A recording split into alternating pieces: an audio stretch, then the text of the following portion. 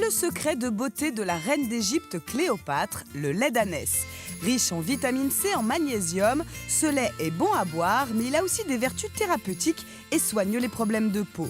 À Cluny, en Bourgogne du Sud, Julie élève 7 ânesses dont elle prélève le lait, un trésor car il est rare. Une ânesse produit seulement 1 litre de lait par jour.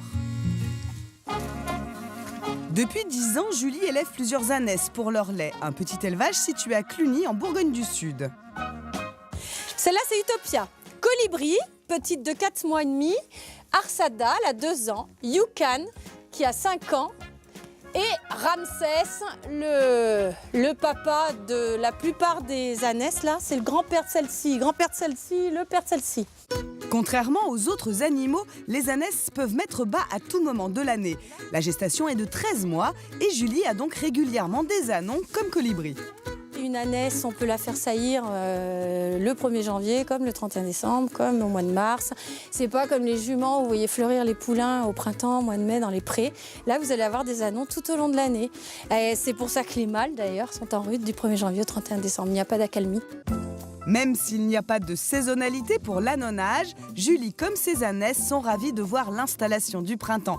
Et oui, le printemps, c'est maintenant. L'herbe va repousser, ce qui aura une influence sur le goût du lait. Le foin, c'est une matière sèche qui a plus de goût. Et l'été, quand elles sont au printemps, elles vont avoir un lait qui mousse plus, curieusement, et qui a un goût un peu plus fort. On va sentir un peu l'herbe dans le lait. Les ânes supportent assez bien le climat rude de la région, mais il leur faut un abri pour l'hiver. Ils ont le poil très laineux, les ânes. Donc ce qui fait que quand ils mouillent, c'est vrai que pour se sécher, c'est plus difficile qu'un cheval qui lui court plus facilement, qui a le poil malgré tout moins épais. Il leur faut un abri impérativement en hiver. Voici Modestine, elle a 13 ans et c'est elle qui va donner son lait cet après-midi.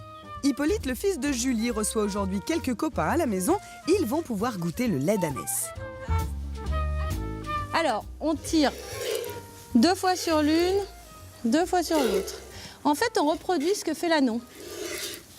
Les enfants, vous voulez goûter du lait tout chaud? Oui, il est chaud. Il est chaud. Il vient de sortir de la mamelle. Il y a surtout dans le lait d'ânesse beaucoup de vitamine C, du magnésium et de la vitamine D pour renforcer le calcium. Voilà, donc le lait d'ânesse est très bon pour la santé. Moi, ça m'a fait penser à comme si on buvait du lait, mais qui était aromatisé à l'amande. Et puis, il a un peu plus le goût d'eau que le lait normal. Quand on en boit, moi, je trouve que c'est doux et ça fait du bien à l'estomac, je trouve. Moi, ça me fait cette impression-là. Et c'est vrai que ça donne de l'énergie parce que tout à l'heure, j'étais un petit peu mou et puis là, ça m'a redonné de l'énergie.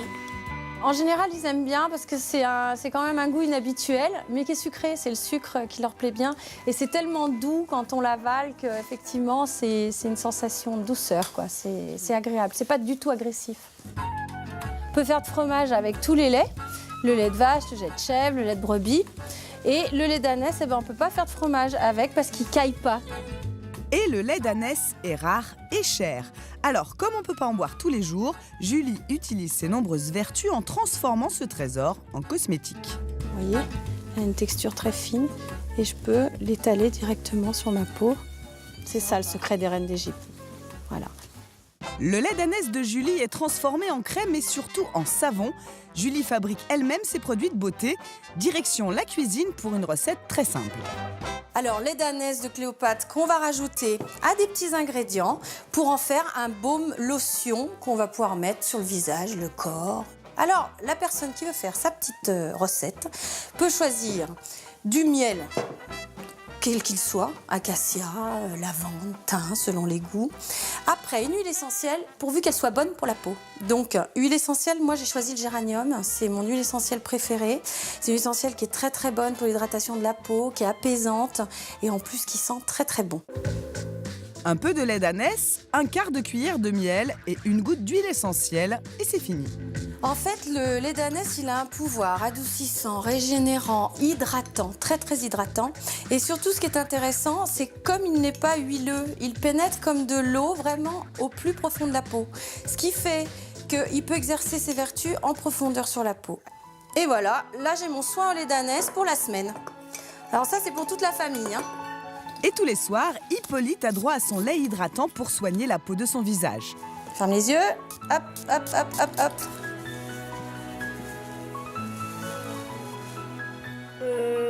Au début, ça... Je sais pas comment expliquer, ça colle un peu. Ouais, le miel avant qu'il rentre dans la peau. Et après Mais après, j'ai la peau toute douce. Ouais, bah ouais. Mais ça fait du bien, hein, ça rafraîchit. Ah bah oui. Pour l'été, c'est génial. Il n'existe qu'une quarantaine de producteurs de lait d'ânesse en France.